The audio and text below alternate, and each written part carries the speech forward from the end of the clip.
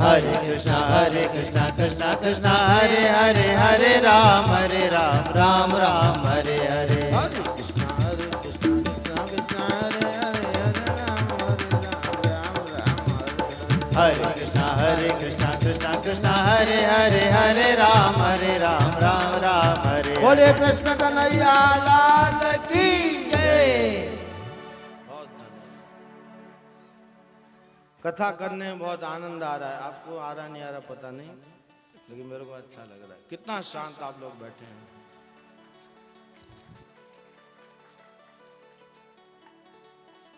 आज रुक्मणी विवाह का प्रसंग है। जब तक शादी ना हो जाए तब तक कोई भी पंडाल से बाहर नहीं जाएगा। और उसके बाद हरि नाम संकीर्तन होगा वर वधू के सामने, रुक्मणी द्वारिकाधीश के सामने। फिर आरती के बाद तब प्रसादी के लिए जाना। कल आधे से ज्यादा लोग पहले चले गए थे, इससे मैंने हरि नाम संकीर्तन नहीं किया। भगवान अनेक लीला करते हैं, सबका विस्तार से वर्णन असंभव है। बत्सासुर, बकासुर, अघासुर के माध्यम से भगवान हमारे अंदर के अघ अभिमान को मारते हैं। ब्रह्मा जी को मोह हुआ भगवान की लीला देख करके, उनके बछड़ों ग्वाल बालों का हरण किया, ब्रह्मलोक ले गए और 1 साल बाद छोड़ा। ब्रह्मा जी का 1 दिन हुआ, लेकिन यहाँ का 1 साल हुआ। और काली नाग पर भगवान ने विशेषकर 3 तरह की लीला मुख्य रूप से की हैं। भगवान फल, जल और स्थल, क्योंकि जीवन की 3 आवश्यक चीजें हैं। खाना चाहिए, रहने के लिए मकान, स्थल और पीने के लिए पानी। इसलिए फल को धेनु का सर ने घेर रखा है, जल को काली नाग ने घेर रखा है और स्थल को जरासंध आदि राजाओं ने घेर रखा है। इसलिए भगवान ने पहले धेनुकासुर को मारा। उसने एक फलदार वृक्ष अपने कब्जे में रखा था, खाने नहीं देता था किसी को। तो बलराम जी के माध्यम से धेनुकासुर का वध किया और सब ब्रजवासियों से कहा खूब फल खाओ जितना मर्जी, और घर को भी भर के ले लो। फिर भगवान ने काली नाग के ऊपर कृपा की। भगवान ने, कंस ने जितने भी राक्षसों को भगवान को मारने के लिए वृंदावन गोकुल भेजा, एक भी वापस नहीं गया, सबको मार दिया। लेकिन काली नाग को नहीं मारा भगवान ने, क्योंकि काली नाग वासना का प्रतीक है। हमारे अंदर जो काम वासना है, यही काली नाग है। भोगने की वासना, कामनाएं। इसलिए कामनाओं को मारा नहीं जा सकता है, ट्रांसफर किया जा सकता है। इसे काली नाग के ऊपर कृपा की और उसके सिर पर नृत्य किया और बाद में उससे कहा कि आप रमणक दिख चले जाओ। उसने कहा मैं कहाँ जाऊं, मैं गरुड़ के डर से यमुना जी में रहता हूं। तो भगवान ने पहले तो उसके सिर पर नृत्य करके उसके सिर पर अपने चरणों की छाप छोड़ दी, और नाग पत्नियों के अन्य विनय करने पर, और नाग की भी बात प्रभु ने सुनी और उसको रमणक द्वीप भेज दिया। हम लोग कामनाओं को खत्म नहीं कर सकते, जो अंदर के भोग हैं उनको भस्म नहीं किया जा सकता। अगर यही भोग भगवान की सेवा में लग जाएं, यही कामनाएं भगवान के लिए सेवा की कामना मन में हो जाए, तो इन इंद्रियों को, इन वासनाओं को भगवान की सेवा में लगाया जा सकता है। इसे काली नाग को मारा, जल को शुद्ध किया, सब ब्रजवासियों को जल दिया, गोवर्धन धारण किया।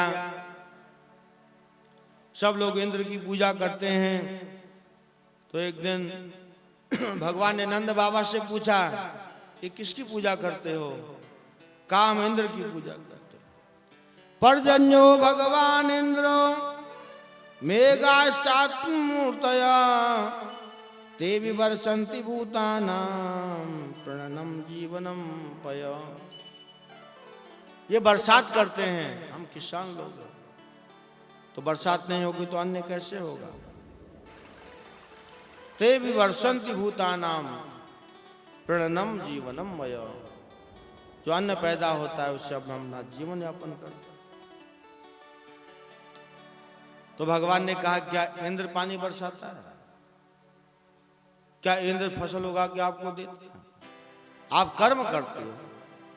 कर्मणा जायते जंतु कर्मणेव विलीयते सुखम दुखम भयम क्षेमम कर्मणेवाभिपद्यते।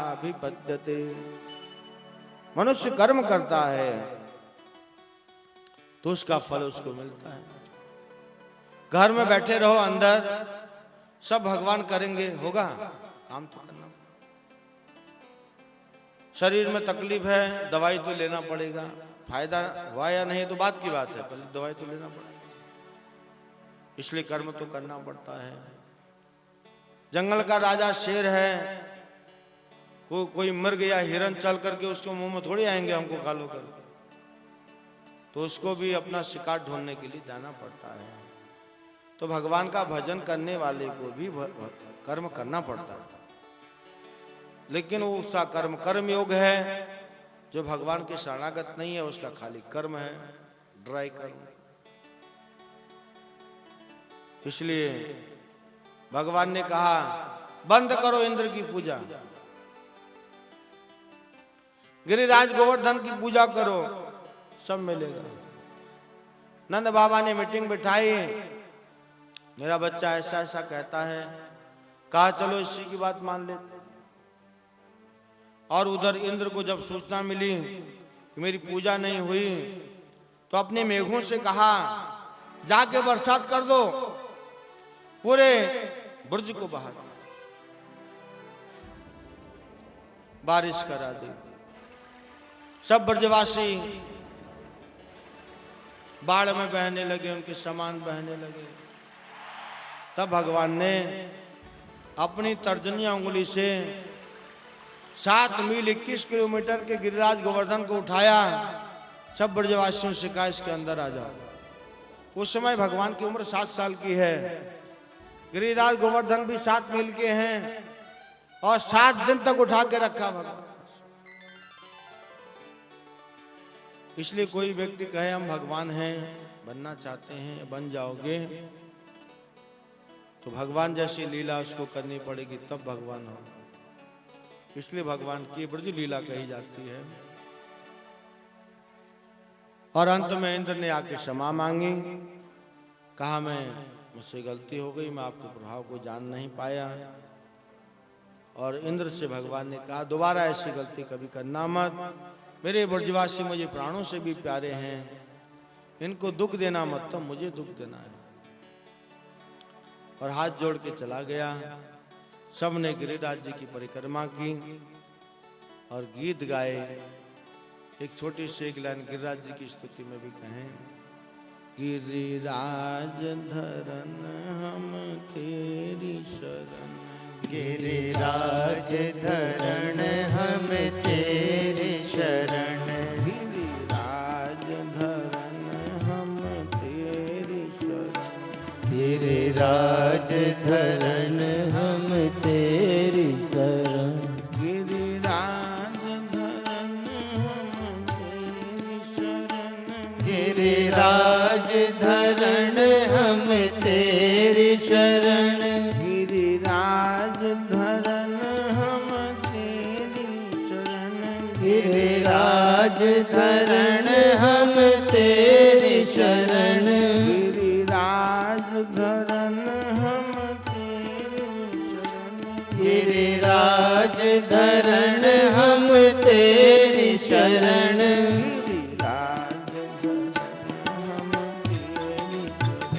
गिरिराज धरन हम तेरी शरण, गिरिराज धरण गिरिराज धरन हम तेरी शरण, गिरिराज धरन हम तेरी शरण, गिरिराज धरन हम तेरी शरण, गिरिराज धरन हम तेरी शरण, गिरिराज धरन हम तेरी शरण। बोले गिरिराज गोवर्धन महाराज की जय। ये गिरिराज जी अभी वृंदावन में विराजमान है। गोवर्धन एक जगह है, तो जो लोग वृंदावन जाते हो तो जानते होंगे, जो नहीं जाते, बसई की समस्त जनता जो कथा का श्रवण करते हो, आपसे हमारा निवेदन है, जो कोई भी वृंदावन मथुरा नहीं गया है, इस बार इस साल से जरूर जाइए।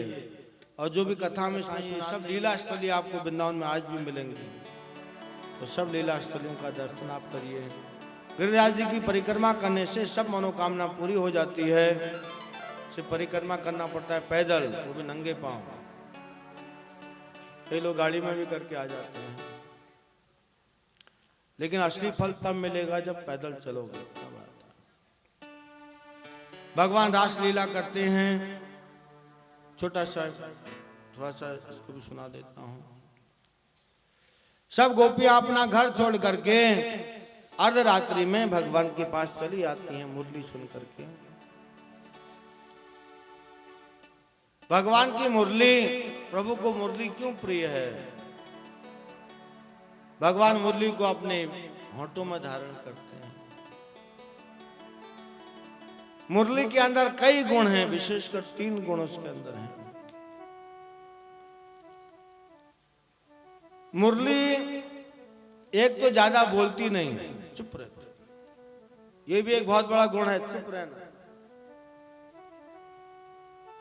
वो तभी बोलेगी जब उसमें मुंह लगा होगा, वैसे मुरली बोलती है। और हमारी माँ बहनों की आदत है कि जब मर्ज तब बोलते रहते। ये भी भगवान को प्रसन्न करने का एक बड़ा गुण है, चुप रहना चाहिए। बहुत जरूरी जब हो हरि चर्चा तब।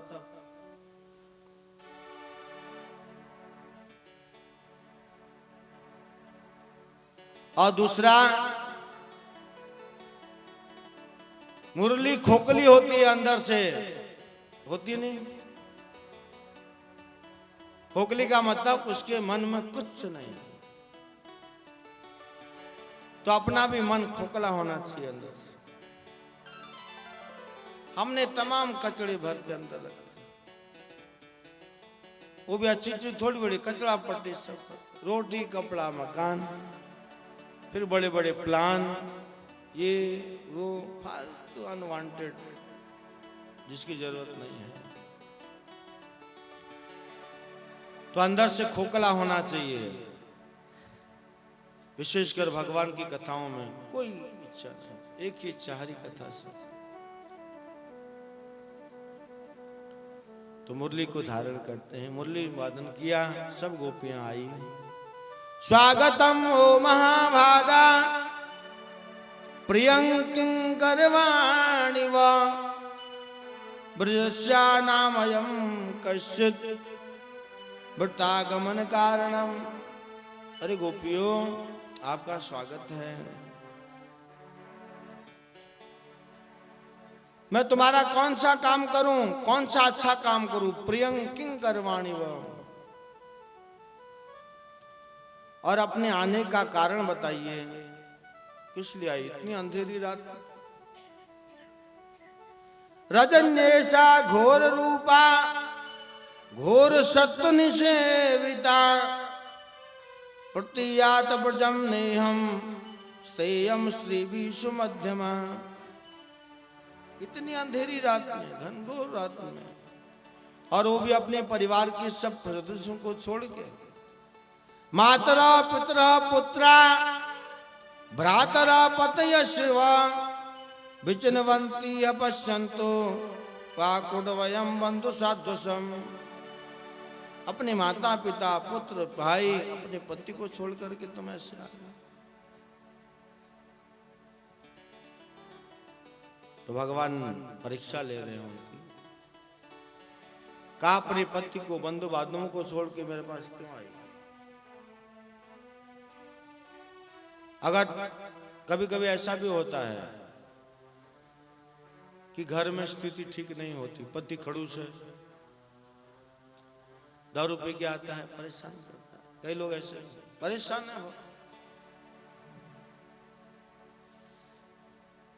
कई पति लोग परेशान है पत्नियों से, पत्नी भी तो खड़ूस होती है, धुंधली, खिट खिट खिट खिट। पति घर में आके बैठेगा नहीं, क्या टमाटर नहीं लाए? सुबह टमाटर के लिए बोला था, अरे उसको बैठने दो, जूता उतारने दो, पानी पिलाओ, चाय पिलाओ, फिर पूछो। ध्यान, वो बड़े हिसाब से पूछना पड़ता है। सीधे आते ही घंटी बजाएगा, दरवाजे से अंदर नहीं आने देती, क्या हुआ टमाटर नहीं तुम्हारे हाथ में? तो कई दफे आदमी कंटाल जाता है, छोड़ो घर। कई लोग ऐसे भी हमारे पास आते हैं, हमारे पास आते रहते हैं।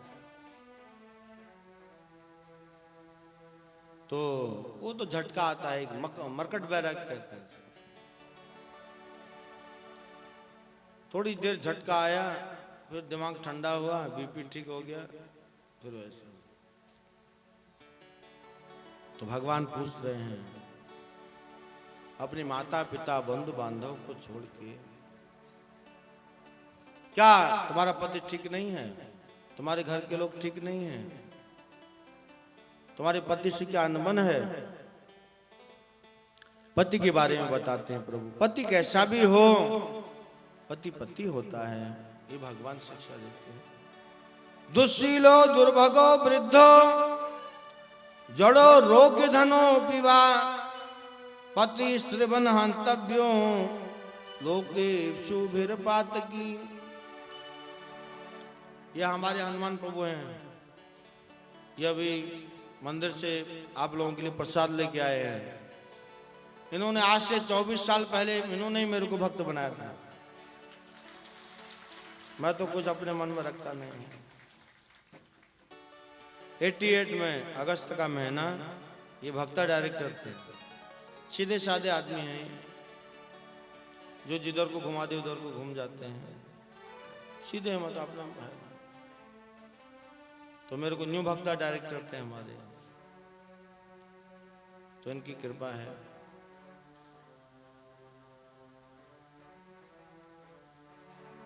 तो कहा पति कैसा भी हो, भीर पातकी, दुशीलो दुर्भगो बूढ़ा हो, जड़ मूर्ख हो, रोग्य बीमार हो, पत्नी को पति की सेवा करनी चाहिए। गोपियों ने कहा अब आपकी बात हो गई तो हम अपनी बात कहते हैं। यह हर कथा में मैं प्रसंग जरूर सुनाता हूं, क्योंकि ये व्यवहारिक है।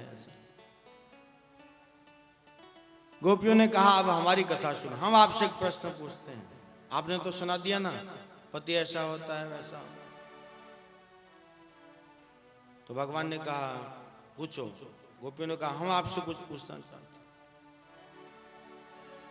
हैं। एक पत्नी का पति परदेश रहता है, विदेश, साल में एक बार घर आता है। पत्नी चिंतन करती है कब मेरा पति आएगा। उसने बोला दिसंबर के महीने में 15 तारीख की भी जा जाऊंगा। तो टाइम देखती रहती है कब आएगा दिसंबर। ये पुराने जमाने की बात है। आजकल तो पत्नी अकेली रहती नहीं तो क्या तारीख देखे। पहले पत्नी रहती थी गांव में, पति रहता था परदेश, साल में एक बार जाता था, 1 महीने की छुट्टी पर जाता था, 10 दिन में भाग के आ जाता, क्योंकि 10 दिन में ही रहना मुश्किल कर देते उसको। अभी तो शादी तभी होगी, पहले ही पूछ लेते हैं दिल्ली जानी छ क्या, बॉम्बे में ले जानी छ, तो तुरंत शादी। तो आजकल तो कोई घर में रहता ही नहीं। तो ये उस समय की बात है। अभी भी हैं कुछ लोग। तो पत्नी बाट जो होती है कब मेरा पति आएगा, 15 तारीख आएंगे। इतने में 15 तारीख आ गई दिसंबर की, पति भी विदेश से आ गया, खुश हो गई। दोनों बहुत बात करते हैं। पहली रात तो सोए नहीं, बात ही बात, कैसे हो, कैसे रही। फिर दूसरे दिन मार्केटिंग करने गए, जेब गरम है ना पहले दिन। पत्नियां क्या करती हैं, पति जैसे ही कमा के आएगा सबसे पहले मार्केटिंग करेंगे, क्योंकि जेब गरम है, अभी खाली करनी है ना उसको। तो तुरंत मार्केटिंग के लिए गई, साथ में जा रहे हैं सब। साड़ी खरीदी, कपड़े खरीदे, खाने का सामान, सब्जी सब। पति ने झोला पकड़ रखा है, ये आगे ठन ठन जा रहे, क्योंकि पूरे 1 साल का निकालना है ना। तो साथ में खाते हैं सब। इतने में 1 महीने की छुट्टी पूरी हो गई। पति ने कहा कल का हमारा टिकट है, जाना है सुबह। आज से पत्नी का मुंह उतर गया, कल चली जाओगे, फिर आऊंगा ना 1 साल बाद। फिर 1 साल, पता नहीं महीना कैसे बीत गया। तो रात को पत्नी बहुत निराश हो गई, रोने लगी। अपने पति से कहती है, मैं पूरे साल भर आपके बिना कैसे रहूंगा। हम 1 महीना साथ में रहे, 1 महीना साथ में खाते पीते हंसते मजाक करते। अब कल से मैं अकेली पड़ जाऊंगी, मैं आपके बिना नहीं रह सकती। प्रणव बहन आ गई, ताली बजाओ।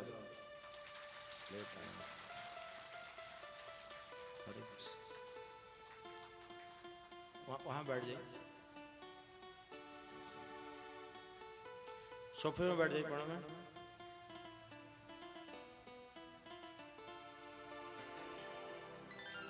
तो